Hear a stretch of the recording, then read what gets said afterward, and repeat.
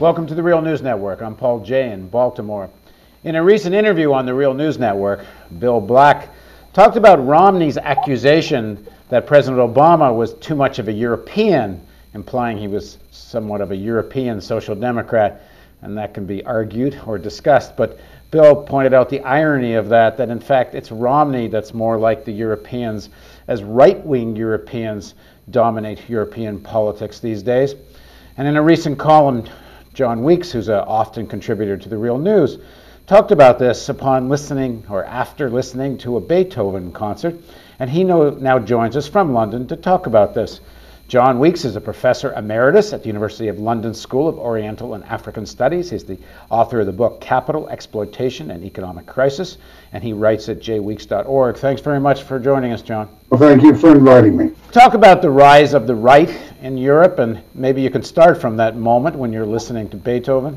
Yes, I think that there's a misconception about the nature of Europe. In fact, I think there's quite a misconception about the longer-term history of Europe. There's a very strong right-wing movement in Europe. It was interrupted by the Second World War. Most of Europe before the Second World War had very authoritarian tendencies, extremely authoritarian tendencies. Of course, fascism. France had authoritarian tendencies. Least of all, Britain, though it had a right-wing government. Now, I'm not an advocate of the Soviet Union, but the defeat of Germany led to a international dynamic such that capitalism had to moderate itself.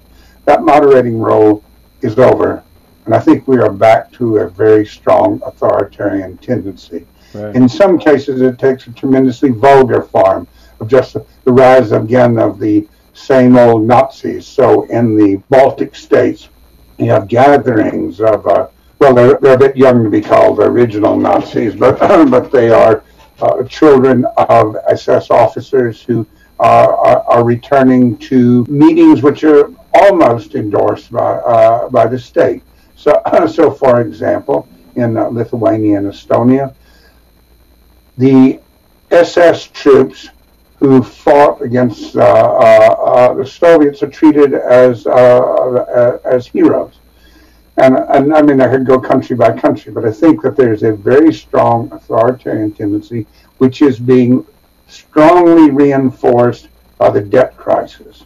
And I think that authoritarian tendency is manifesting itself in Germany too. And that has particular significance because the European, which was supposed to be this union of equals, in fact, is far from that. I think that the European Union, which was conceived as the vehicle to bring peace to Europe and to prevent Germany from dominating continental Europe, has become the vehicle by which the German government is implementing that domination. It is a sad thing because I'm a committed European. I support the European Union, but I think at the moment it is primarily a vehicle for German economic and political domination of Europe. It is sad to say, it is controversial to say, but I think it is true.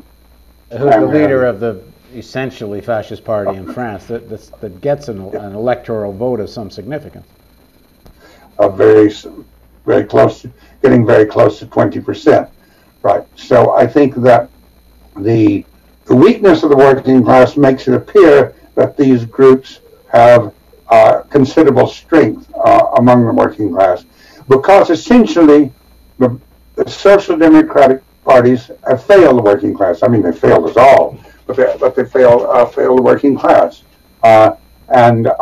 Certainly in Britain, I would say there's not completely true in the Scandinavian countries, but it's worse than it should be. But certainly in the other large countries of continental Europe, the Social Democrats have either betrayed the working class, if I can use that cliche, or they've actually disgraced themselves, as in the case of Spain. To what extent is this right-wing, more openly, overtly fascist type of motion directly encouraged by, you could say, interests within the elite? This is, of course, a very sensitive area because on a purely formal basis, or in public statements, that there are very few members of the elite who would claim these thugs. So, formally, in his words, David Cameron has denounced the European far right.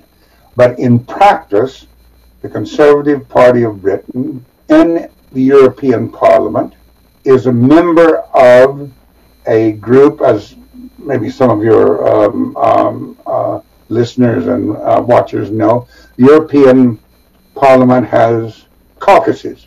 It has a Social Democratic caucus, it has a Liberal caucus, it has a Christian Democratic caucus, it has a Conservative caucus.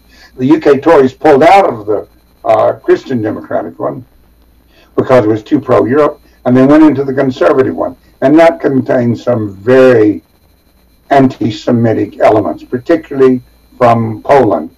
Initially, was an embarrassment to David Cameron. He said, "No, we're not. We don't have anything to do with him."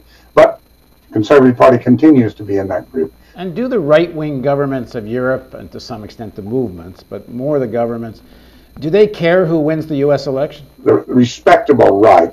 So we're talking about the Italian government, and the German government, and the Spanish government.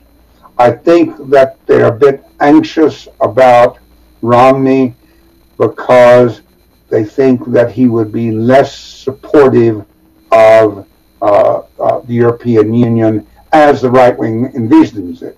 That he might really be very aggressively anti-Europe. So I suspect that on foreign policy grounds, that they feel that he's a bit too far.